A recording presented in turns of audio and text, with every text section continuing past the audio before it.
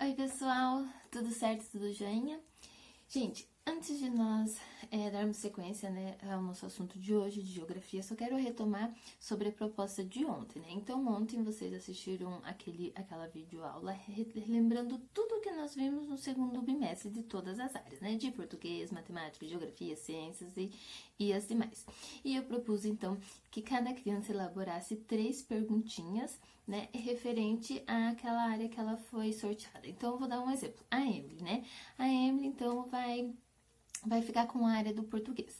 Então, dentro de tudo aquilo que nós vimos no segundo bimestre, ela vai elaborar 3 perguntinhas referente àqueles conteúdos, tá? Então, ela pode usar o vídeo que nós assistimos ontem, né? Tá? Daquela retomada. E de tudo aquilo que eu falei, ela pode falar assim, já sei, quero fazer uma pergunta sobre isso que a prof falou, né? Sei lá, sobre conjunção. Vou fazer outra pergunta sobre algum gênero textual e outro sobre, sei lá, ela pensa em alguma outra coisa, tá? Então, ela pode usar isso, ou então ela vai lá, pega na apostila e vai lá na área de português e vai ver lá, eu quero fazer pergunta assim, vou fazer uma pergunta, tá, dessa outra coisa, tá bom? Então, assim, ela vai ficar com geografia, português, o Denis vai ficar com outra, cada um vai ficar com uma, né? Acontece de ter criança que vai ficar com mais de uma área,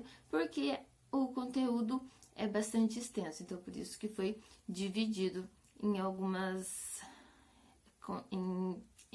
entre 2 crianças, tá bom? Gente, não é nada de um bicho de 7 cabeças, tá? Vocês vão me enviar essas perguntas, porque lá na semana que vem nós vamos finalizar o capítulo 4 do livro, tá? Então, essas perguntinhas que vocês me enviaram, eu vou fazer um sorteio aí, vocês vão ter que responder as perguntas dos colegas, tá bom? Então, nós vamos usar essas perguntinhas, beleza? Porque lembra que lá no bimestre passado, lá na revisão, lá eu fiz aquelas perguntinhas e vocês respondiam? Dessa vez não fui eu que vou elaborar, vai ser vocês, tá bom? Essa é a ideia. Agora, então, vamos ver o que nós vamos ver em geografia de hoje, né? Então, nós ontem já relembramos tudo que nós vimos em geografia até então, e hoje nós vamos falar sobre as pessoas que moram lá no Nordeste, né? Então, vocês lembram que nós já vimos, anteriormente vimos ontem, que o Nordeste foi colonizado lá pelos portugueses, né? Então, lá foi a primeira região que eles encontraram. Então, o Nordeste é composto por descendentes de europeus, né? Principalmente os portugueses e os holandeses. Mas lá já haviam os índios, né, que eles já moravam, e também os descendentes de africanos, né, porque como lá tinha bastante português, bastante europeu, e eles trouxeram os africanos para serem escravos, logo lá também há muitos descendentes de escravos, né, então toda a população é composta por europeus, né, descendentes de europeus, de índios e de africanos, né, sendo os africanos a maioria, certo? Então, gente, nisso nós temos ali uma mistura de cultura, né, mistura de todos esses povos, e acaba se tornando nossa cultura super rica, que nós vimos lá em arte, né, muito dessa cultura. Lembra que nós vimos ontem vários frutos dessa mistura, né? E aqui na apostila, lá na página 227, nós temos ali o exemplo, né? Um dos exemplos que nós vimos lá em arte, que é o bloco Ilê Aie, que também é um fruto dessa mistura de cultura. E o que eles, então, eles acabam cultivando vários hábitos desses povos, e ali nós vimos também um exemplo de dormir na rede, né, que é um hábito indígena e que eles têm esse hábito também. E também os sertanejos, né, então lá na região Nordeste nós temos os sertanejos. Que será que é sertanejo?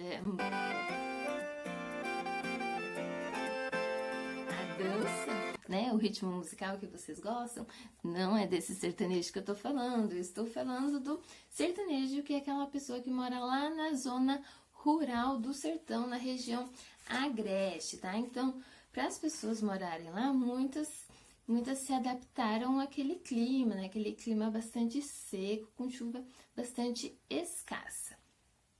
E nós vemos ali, né, uma imagem de uns vaqueiros, né? Então vejam ali como que eles se vestem para eles poderem trabalhar. Então eles se vestem ali com essas roupas de couro. Por quê, né? Porque quando eles vão correr atrás das vacas, vão fazer o seu trabalho, eles acabam então sendo protegidos por esse tecido de couro contra os espinhos, né? Porque nós vimos ali que a caatinga, né? Lembrando que a caatinga é a vegetação que predomina ali, então é uma vegetação que tem bastante espinho, né? Bastante espinhosa e os galhos são bastante secos, então se a gente for lá, né? Assim, com o bração de fora, não vamos sair tudo arranhado. Por isso eles usam essa roupa para proteção. Mas, gente, eu falei que muitos se adaptaram àquele clima, né? Aquela situação. Mas nem todo mundo se adapta, né? Muitos sofrem com essa situação, então acabam não conseguindo ficar lá. E nós também temos uma situação bastante complicada, né? Que lá em 1877, teve uma seca tão grande lá, que cerca de 1 milhão de pessoas morreram. Então, é muita gente, né, pessoal? Muitíssima gente. Então, né, os que se adaptam acabam sofrendo com essa situação e quem não se adapta faz o quê? Foge. Lembra que nós vimos sobre a migração? Então, eles acabam saindo ali daquela região, indo para outras regiões, às vezes até mesmo ali no próprio Nordeste, né? Mas indo para outra sub-região, então saindo ali fugindo da seca, indo lá para o litoral, que é uma região que que é bem diferente, né? Ou indo para outras regiões, né? Como o Centro-Oeste na época, né? Que teve essa seca bastante forte, que eles foram trabalhar na borracha, ou na região Sudeste, atrás da construção civil, né? Que lá tinha bastante trabalho nessa área, ou até mesmo lá no norte, né? Então, eles foram em busca de condições melhores de trabalho, fugindo da seca, né? Fugindo da fome e buscando, então, melhores condições de vida. E para onde eles foram? Então, vocês acham que eles abandonaram a cultura deles, né? Imagina se nós tivéssemos que fugir daqui, será que a gente ia abandonar essa nossa cultura? Não, né? Então, para onde eles foram, eles levaram a cultura junto para ter sempre aquele gostinho lá de casa, relembrar as raízes, né?